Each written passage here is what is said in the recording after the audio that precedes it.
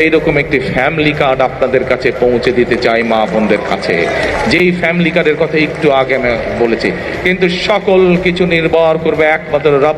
ঢাকায় সিনেমার মেগাস্টার শাকিব খানকে ঘিরে নতুন আলোচনার ঝড়। সজীব অঙ্গন ছাড়িয়ে এবার রাজনীতির অঙ্গনের মধ্যে নাম জড়ালেন তিনি, এমনটাই গুঞ্জন উঠেছে দেশ জুড়ে।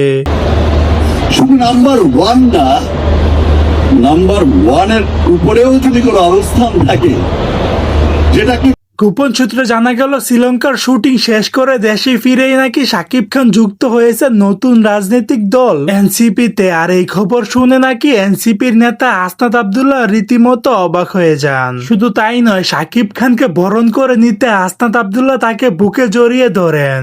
বাংলাদেশের বিভিন্ন জায়গায়, বিভিন্ন থানায়, বিভিন্ন জেলায় আমার অনেক আত্মীয় স্বজন।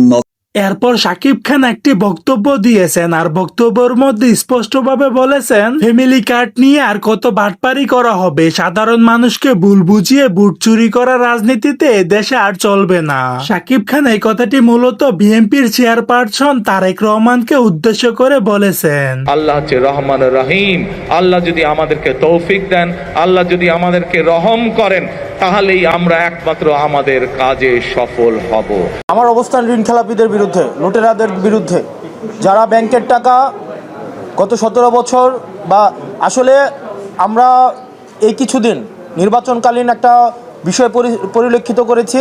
লুটেরাররা আওয়ামী লীগের লুটেরার, বিএনপির লুটেরার, এই লুটেরারদের পরিচয় একটাই, তারা হচ্ছে ব্যাংক খেলাপি, ভোট ডাকাত, তারা হচ্ছে ব্যাংক ডাকাত, তারা জনগণের টাকা, আমার আপনার টাকা, সো দর্শক, আজকের এই ভিডিওটি এই পর্যন্ত। যদি ভিডিওটি ভালো লেগে থাকে তাহলে ভিডিওতে একটা লাইক, একটা কমেন্ট আর অবশ্যই চ্যানেলটি সাবস্ক্রাইব করতে ভুলবেন না।